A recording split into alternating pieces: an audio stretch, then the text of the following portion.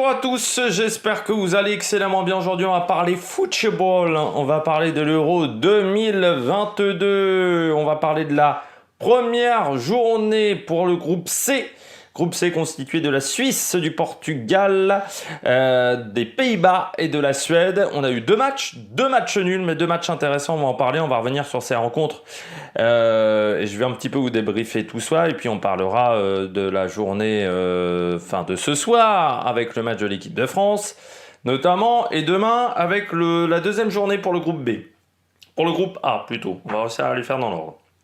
N'hésitez pas à vous abonner à la chaîne, à réagir dans les commentaires, à mettre un pouce bleu, à partager la vidéo sur les réseaux sociaux si vous pensez que ça peut intéresser vos proches. Dans les commentaires, n'hésitez pas à me dire si ça vous a plu, des plus ces matchs-là. Si vous avez trouvé que telle ou telle équipe aurait mérité mieux.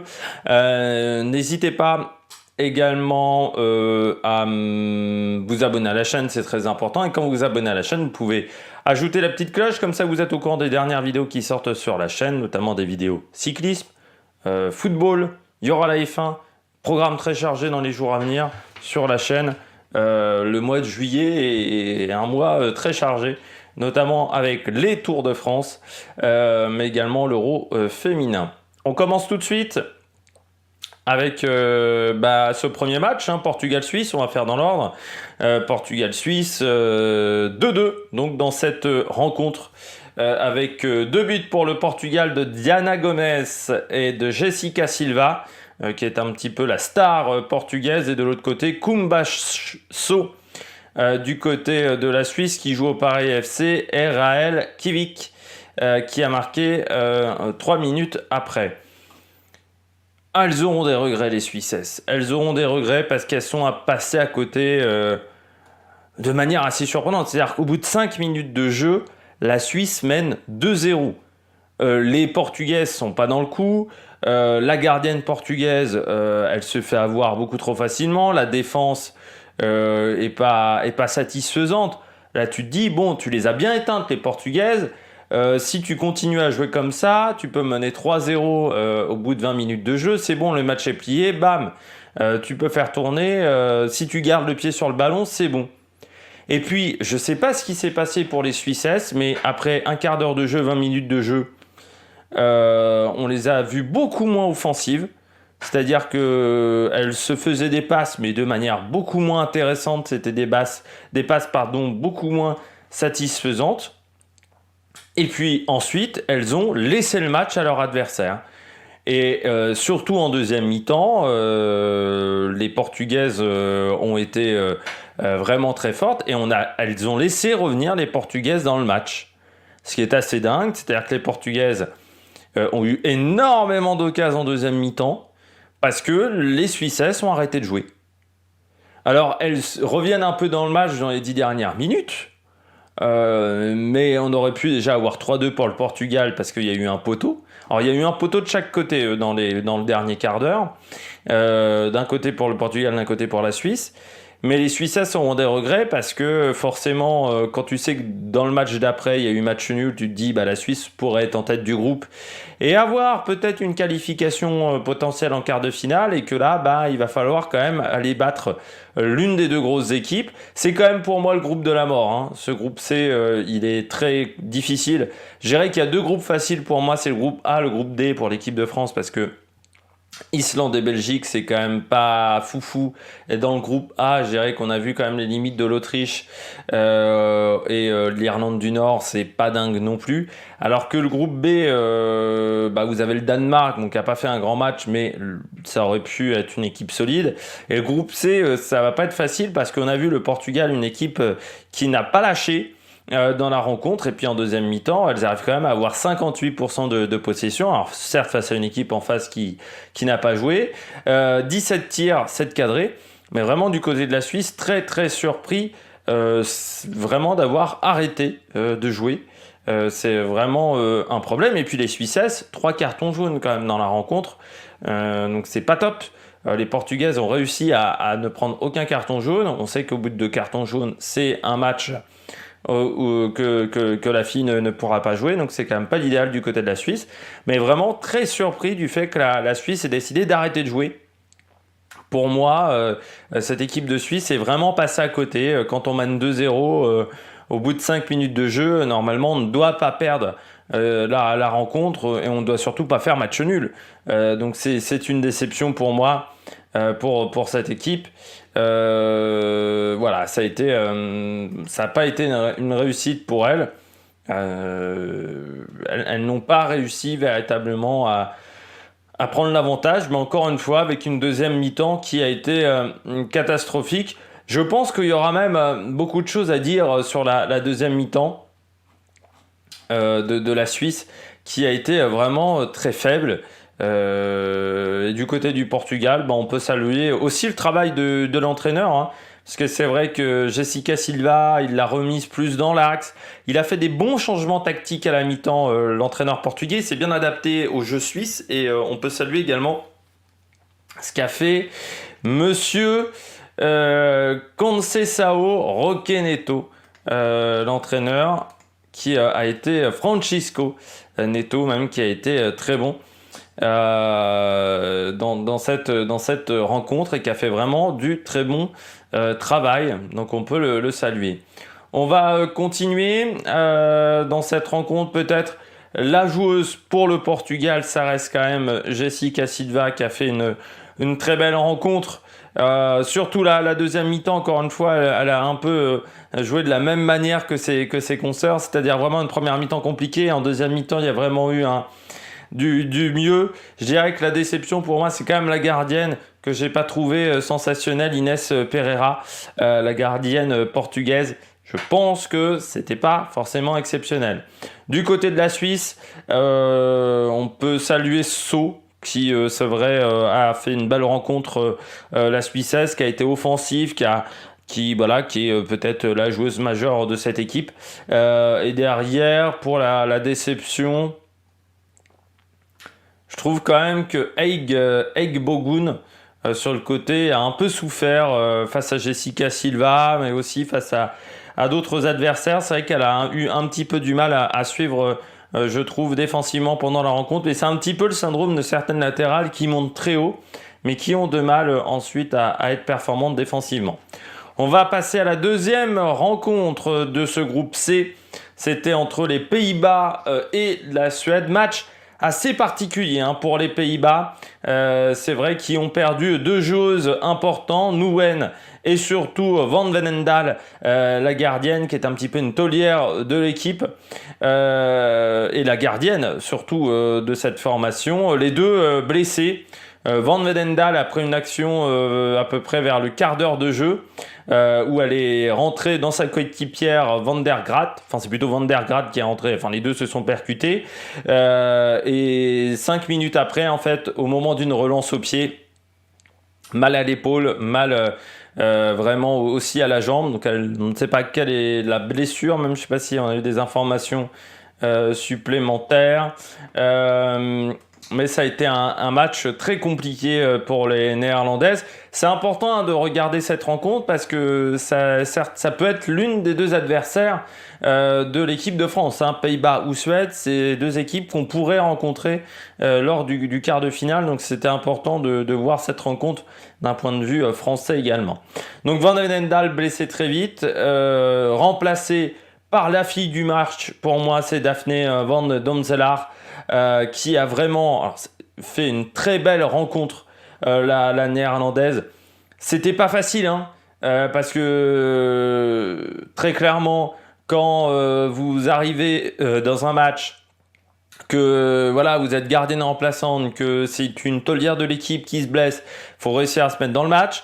Elle a touché 2-3 ballons et ensuite elle se prend un but où on peut rien faire, très clairement, mais elle se prend quand même un but. Donc c'est vrai que c'était vraiment pas évident du côté de Van Veenendaal, de Van Domselaar, pardon, de rentrer dans cette rencontre. Parce qu'il fallait vraiment se mettre dans le rythme, et elle a dû se mettre dans le rythme très rapidement, mais en deuxième mi-temps, s'il n'y a que 1-1, c'est grâce à elle, parce qu'elle a fait quand même un sacré match en deuxième mi-temps, où vraiment elle a été très décisive. Et à la place de Van Veenendaal, je m'inquiéterais un petit peu si la blessure est une blessure importante et longue. Parce que quand la fille en face fait vraiment une énorme rencontre, tu peux être légèrement inquiète. Parmi donc les Pays-Bas, moi ce que j'ai aimé, c'est quand même la qualité athlétique de devant. C'est-à-dire c'est des filles qui ont des qualités athlétiques vraiment très fortes. Elles arrivent à faire les différences avec de la vitesse. Le problème de ces Pays-Bas, c'est qu'elles ont eu beaucoup de mal à déborder le bloc suédois, malgré le fait que du côté de la Suède, on a une défense qui n'a pas été exceptionnelle. Elles ont eu beaucoup de mal à passer le milieu de terrain. Et c'est vrai qu'en deuxième mi-temps, elles ont, en fin de match, vraiment les Suédoises occupé l'intégralité du camp néerlandais. Donc vraiment, du côté des Pays-Bas, c'est un match nul plutôt satisfaisant, vu le déroulement de la rencontre et vu le fait qu'elles aient eu 2 blessés. C'est plutôt un match intéressant. Parce que c'était vraiment pas simple. On peut quand même être un peu déçu par Jackie Groenen, que je trouve qu'on aurait pu peut-être un peu plus voir.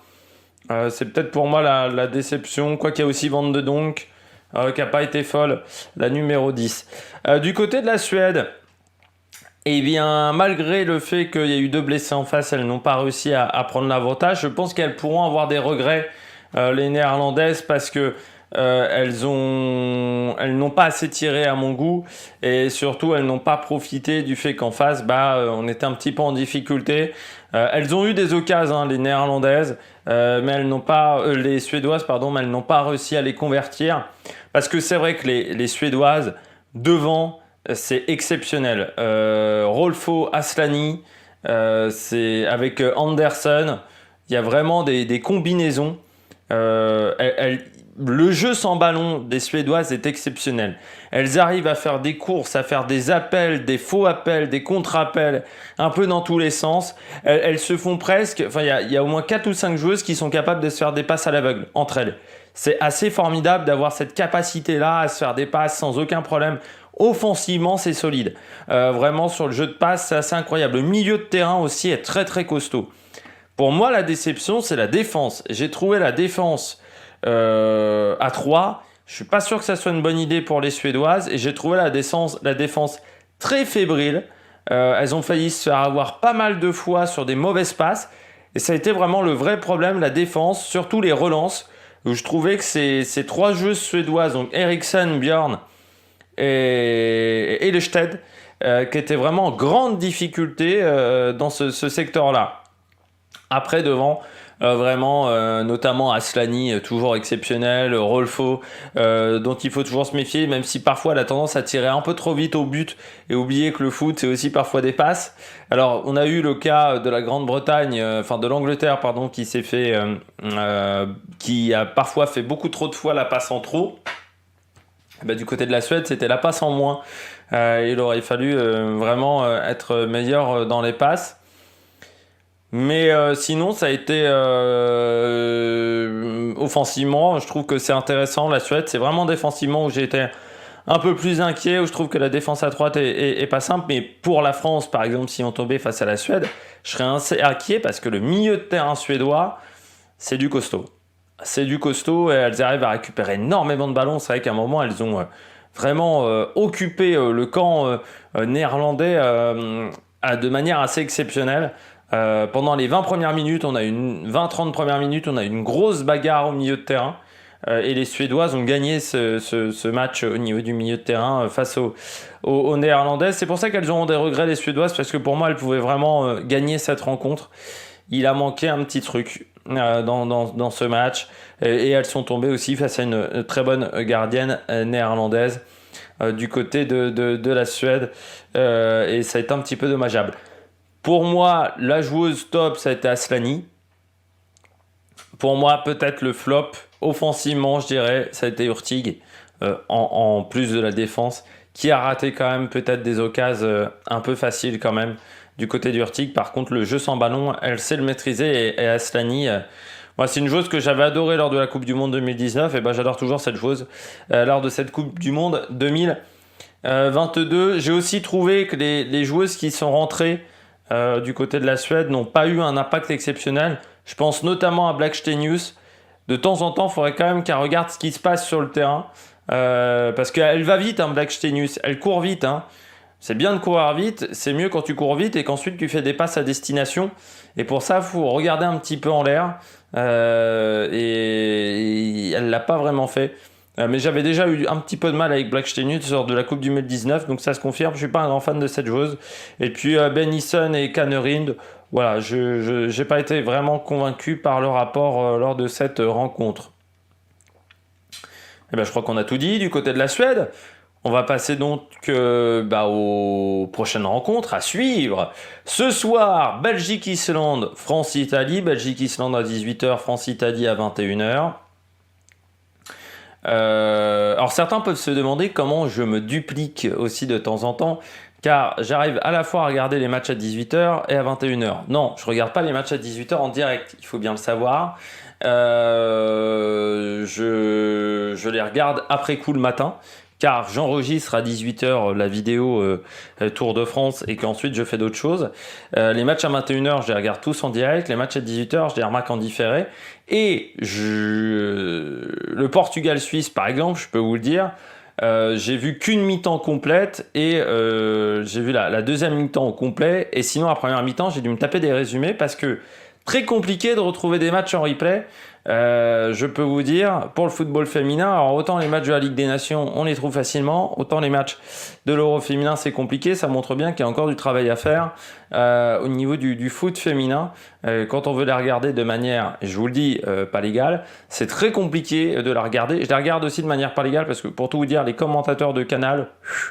c'est mou du slip un petit peu les commentaires de Canal. Là sur cet Euro féminin, c'est pas foufou je trouve.